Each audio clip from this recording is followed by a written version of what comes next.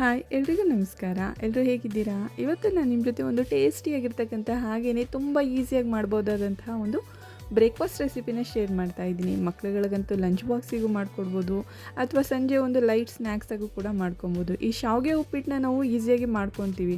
ಆದರೆ ಅದರಲ್ಲಿ ಬರ್ತಕ್ಕಂಥ ಮೇಜರ್ ಪ್ರಾಬ್ಲಮ್ ಏನಂತ ಹೇಳಿದ್ರೆ ಅದು ತುಂಬ ಮುದ್ದೆಯಾಗಿ ಬರುತ್ತೆ, ಉದುರುದ್ರಾಗಿ ಬರಲ್ಲ, ಹೇಗೆ ಮಾಡಿದ್ರೂ ಅದು ಚೆನ್ನಾಗಿ ಬರಲ್ಲ ಅಂತಲೇ ಹೇಳ್ತೀವಿ. ಆದರೆ ಹೋಟ್ಲುಗಳಲ್ಲೆಲ್ಲ ಮಾಡೋವಂಥ ಶಾವಿಗೆ ಉಪ್ಪಿಟ್ಟು ತುಂಬ ಟೇಸ್ಟಿಯಾಗಿರುತ್ತಲ್ಲ, ಅದನ್ನು ಇವತ್ತು ಮನೆಯಲ್ಲಿ ಹೇಗೆ ಮಾಡ್ಕೊಳ್ಳೋದು ಅಂತ ಹೇಳಿ ತೋರಿಸ್ಕೊಡ್ತಾ ಇದ್ದೀನಿ. ಇದಕ್ಕೆ ನಾನಿಲ್ಲಿ ಒಂದು ಸ್ವಲ್ಪ ನೀರನ್ನ ಕಾಯೋದಕ್ಕಿಟ್ಟಿದ್ದೀನಿ. ಈಗ ನೀರು ಕುದೀತಾ ಇರಬೇಕಾದ್ರೆ ಇದಕ್ಕೆ ನಾನಿಲ್ಲಿ ಒಂದು 1/4 ಟೇಬಲ್ ಸ್ಪೂನ್, ಅದಕ್ಕಿಂತ ಸ್ವಲ್ಪ ಕಡಿಮೆಯಷ್ಟು ಅರಿಶಿನ ಪುಡಿ, ಹಾಗೆಯೇ ಈ ಶಾವಿಗೆಗೆ ರುಚಿಗೆ ಅಂತ ಹೇಳಿ ಸ್ವಲ್ಪ ಉಪ್ಪನ್ನು ಕೂಡ ಹಾಕ್ಕೊಂಡು 1 ಸ್ಪೂನಷ್ಟು ಎಣ್ಣೆನೂ ಕೂಡ ಹಾಕ್ಕೊತಾ ಇದ್ದೀನಿ. ಇದಿಷ್ಟನ್ನು ಹಾಕಿ ಚೆನ್ನಾಗಿ ನೀರನ್ನು ಕಾಯಿಸ್ಕೊಂಡು ನಾನಿಲ್ಲಿ 1 ಕಪ್ಪಷ್ಟು ಅಳತೆನಲ್ಲಿ ಶಾವಿಗೆನ ನಾನು ಹಾಕ್ತಾಯಿದ್ದೀನಿ. ಇದಕ್ಕೆ ನೀವು ರೋಸ್ಟೆಡ್ ಶಾವಿಗೆನೇ ತೊಗೊಬೋದು ಅಥವಾ ಯಾವುದಾದ್ರೂ ಶಾವಿಗೆ ನಿಮಗೆ ಯಾವ ಬ್ರ್ಯಾಂಡ್ ಆದರೂ ಬರುತ್ತಲ್ಲ ಅದನ್ನು ತೊಗೊಂಡು ಹಾಕ್ಕೊಂಡು ಇದನ್ನು ಜಾಸ್ತಿ ಬೇಯಿಸಬಾರ್ದು. ಇದೇ ಮೇನ್ ಪಾಯಿಂಟ್ ಇಲ್ಲಿ. ಬರೀ ಒಂದೇ 1 ನಿಮಿಷ ಅಥವಾ 1 ನಿಮಿಷದಕ್ಕಿಂತ ಒಳಗಡೆ ನೋಡಿ ನಾವು ಇದನ್ನು ಚೆನ್ನಾಗಿ ಬೇಯಿಸ್ಕೊಂಡು ಒಂದು ಜಾಲರಿಗೆ ಹಾಕಿ ಇದಕ್ಕೆ ಸ್ವಲ್ಪ ತಣ್ಣೀರನ್ನು ಹಾಕಿ ಚೆನ್ನಾಗಿ ತೊಳ್ಕೊಂಡು ಈಗ ಇದಕ್ಕೆ ನಾನಿಲ್ಲಿ ಸ್ವಲ್ಪ ಎಣ್ಣೆನ ಕೂಡ ಹಾಕ್ಕೊತಾ ಇದ್ದೀನಿ. ನೋಡಿ, ಇಲ್ಲಿ 1 ಟೇಬಲ್ ಸ್ಪೂನಷ್ಟು ಎಣ್ಣೆನ ಹಾಕ್ಕೊಂಡು ಇದನ್ನು ಚೆನ್ನಾಗಿ ಮಿಕ್ಸ್ ಮಾಡಿಟ್ಕೊಂಡ್ರೆ ಇದು ತುಂಬ ಬಿಡಿಬಿಡಿಯಾಗಿ ಉದುರುದ್ರಾಗಿ ಇರುತ್ತೆ, ಯಾವುದೇ ಕಾರಣಕ್ಕೂ ಮುದ್ದೆ ಥರ ಆಗೋದೇ ಇಲ್ಲ. ಈಗ ಇದಕ್ಕೆ ನಾವು ನೆಕ್ಸ್ಟ್ ರೆಗ್ಯುಲರಾಗಿ ಹೇಗೆ ಒಗ್ಗರಣೆ ಹಾಕ್ಕೊತೀವಿ, ನಾನಿಲ್ಲಿ ಇದಕ್ಕೆ 1 ಟೇಬಲ್ ಸ್ಪೂನ್ ಅಥವಾ 2 ಸ್ಪೂನಷ್ಟು ಎಣ್ಣೆನ ಹಾಕ್ಕೊತಾ ಇದ್ದೀನಿ. ಈಗ ಎಣ್ಣೆ ಹಾಕಿ ಎಣ್ಣೆ ಚೆನ್ನಾಗಿ ಕಾಯ್ದಾದ್ಮೇಲೆ ಇದಕ್ಕೆ ನಾನಿಲ್ಲಿ ಒಂದು 1/4 ಟೇಬಲ್ ಸ್ಪೂನ್ ಅಳತೆಯಲ್ಲಿ ಸ್ವಲ್ಪ ಸಾಸಿವೆ, ಹಾಗೆಯೇ ಇದಕ್ಕೆ ಉದ್ದಿನಬೇಳೆ ಹಾಗೆ ಕಡಲೆಬೇಳೆನೂ ಕೂಡ ಸೇರಿಸ್ಕೊತಾ ಇದ್ದೀನಿ. ಇದಿಷ್ಟನ್ನು ಕೂಡ ಹಾಕ್ಕೊಂಡು ಚೆನ್ನಾಗಿ ಫ್ರೈ ಮಾಡ್ಕೊಬೇಕಾಗುತ್ತೆ.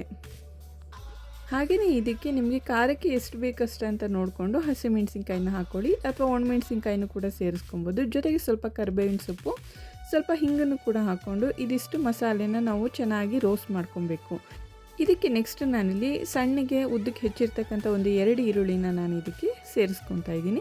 ಈರುಳ್ಳಿನ ಹಾಕಿ ಇದನ್ನು ಚೆನ್ನಾಗಿ ನಾವು ಫ್ರೈ ಮಾಡ್ಕೊಬೇಕು. ತುಂಬ ಸಾಫ್ಟ್ ಆಗೋವರೆಗೂ ಕೂಡ ಫ್ರೈ ಮಾಡ್ಬೋದು, ಸ್ವಲ್ಪ ಕ್ರಿಸ್ಪಿ ಆಗಿರಬೇಕು. ನೋಡಿ, ಈ ರೀತಿ ಲೈಟಾಗಿ ಕಲರ್ ಚೇಂಜ್ ಆದಮೇಲೆ ಇದಕ್ಕೆ ನಿಮಗೆ ಯಾವ ರೀತಿ ತರಕಾರಿ ಇಷ್ಟ ಆಗುತ್ತೋ ಅದನ್ನು ನೀವು ಸೇರಿಸ್ಕೊಬೋದು. ನಾನಿಲ್ಲಿ ಜಸ್ಟ್ ಬರೀ ಕ್ಯಾರೆಟ್ ಹಾಗೆ ಬೀನ್ಸನ್ನು ಸೇರಿಸ್ತಾ ಇದ್ದೀನಿ. ಇದಕ್ಕೆ ನೀವು ಬೇಕಿದ್ರೆ ಕ್ಯಾಪ್ಸಿಕಮ್ನು ಕೂಡ ಹಾಕ್ಕೊಬೋದು ಅಥವಾ ಹಸಿ ಬಟಾಣಿ ಇದ್ದರೆ ಅದನ್ನು ಕೂಡ ಯೂಸ್ ಮಾಡ್ಕೊಬೋದು.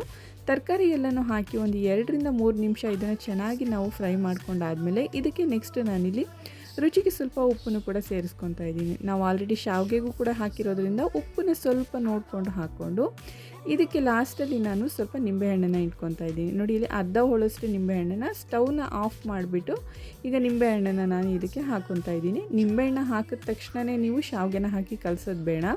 ಈ ರೀತಿ ನಿಂಬೆಹಣ್ಣನ್ನು ಹಾಕಿ ಚೆನ್ನಾಗಿ ಮಿಕ್ಸ್ ಮಾಡಿ ಒಂದು 2 ನಿಮಿಷ ಹಾಗೆಯೇ ಬಿಟ್ಟು ನೆಕ್ಸ್ಟ್ ಇದಕ್ಕೆ ನಾವು ಏನು ಬೇಯಿಸಿಟ್ಕೊಂಡಿದ್ವಲ್ಲ ಶಾವಿಗೆ, ಅದನ್ನು ಈಗ ಇದಕ್ಕೆ ಸೇರಿಸ್ಕೊತಾ ಇದ್ದೀನಿ. ನೋಡಿ, ಈ ಶಾವಿಗೆನೂ ಕೂಡ ತುಂಬ ಏನು ಮುದ್ದೆನೇ ಆಗಿಲ್ಲ, ನೋಡಿ ಎಷ್ಟು ಉದುರುದ್ರಾಗಿದೆ.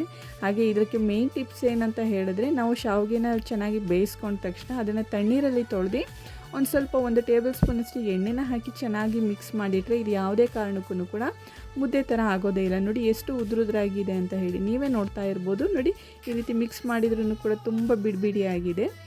ಈಗ ಇದಕ್ಕೆ ಲಾಸ್ಟಲ್ಲಿ ನಾನು ಸ್ವಲ್ಪ ಹುರಿದಿರ್ತಕ್ಕಂಥ ಕಡಲೆಬೀಜ ಹಾಗೆಯೇ ಸ್ವಲ್ಪ ಕಾಯಿ ತುರಿನೂ ಕೂಡ ಸೇರಿಸ್ಕೊತಾ ಇದ್ದೀನಿ. ನಿಮಗೆ ಇದು ಇಷ್ಟ ಇದ್ದರೆ ಹಾಕೊಬೋದು ಅಥವಾ ಬೇಡ ಅಂತ ಹೇಳಿದರೆ ಇದನ್ನು ಸ್ಕಿಪ್ ಮಾಡ್ಕೊಬೋದು. ಈ ರೀತಿ ಒಂದು ಶಾವಿಗೆ ಉಪ್ಪಿಟ್ಟಿಗೆ ಕಡಲೆಬೀಜ ಹಾಗೆ ಲಾಸ್ಟಲ್ಲಿ ಈ ರೀತಿ ಕಾಯಿ ತುರಿ ಕಡಲೆಬೀಜ ಹಾಕೋದ್ರಿಂದ ಅದರ ಕ್ರಂಚಿನೆಸ್ ಕೂಡ ಹಾಗೇ ಇರುತ್ತೆ. ಲಾಸ್ಟಲ್ಲಿ ಸ್ವಲ್ಪ ಕೊತ್ತಂಬರಿ ಸೊಪ್ಪನ್ನು ಹಾಕಿ ಮಿಕ್ಸ್ ಮಾಡಿಕೊಂಡು ಸ್ವಲ್ಪ ಟೇಸ್ಟ್ನ ನೋಡಿ, ನಿಮಗೆ ಉಪ್ಪು ಬೇಕಿದ್ದರೆ ಅಥವಾ ನಿಂಬೆಹಣ್ಣೆ ಬೇಕಿದ್ದರೆ ಸ್ವಲ್ಪ ಅದನ್ನು ಆ್ಯಡ್ ಮಾಡಿಕೊಂಡ್ರೆ ಒಂದು ಟೇಸ್ಟಿಯಾಗಿರ್ತಕ್ಕಂಥ ಒಂದು ಹೋಟೆಲ್ ಶೈಲಿಯ ಶಾವಿಗೆ ಉಪ್ಪಿಟ್ಟು ರೆಡಿ ಆಗುತ್ತೆ. ನೀವು ಕೂಡ ಈ ರೆಸಿಪಿನ ತಪ್ಪದೆ ಮನೆಯಲ್ಲಿ ಟ್ರೈ ಮಾಡಿ. ಹಾಗೆಯೇ ಟಿಪ್ಸ್ನ ಕೂಡ ಫಾಲೋ ಮಾಡಿ ನೋಡಿ. ಯಾರೆಲ್ಲ ನನ್ನ ಚಾನಲ್ನ ಸಬ್ಸ್ಕ್ರೈಬ್ ಆಗಿಲ್ಲ, ಸಬ್ಸ್ಕ್ರೈಬ್ ಮಾಡಿ.